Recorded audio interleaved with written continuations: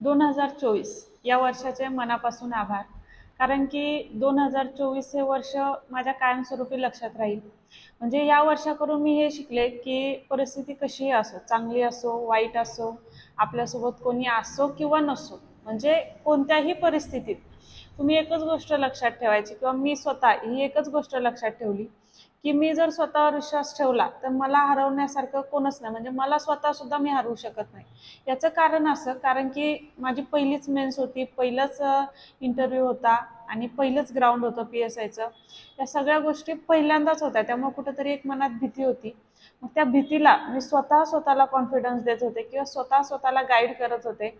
आणि तो कॉन्फिडन्स म्हणजे माझा हा स्वतःवरचा असणारा विश्वास, त्या विश्वासाचं फळ म्हणजे आज मी तुमच्यासमोर एक अधिकारी म्हणजेच PSI म्हणून उभी आहे. त्यामुळं 2024चं मनापासून आभार.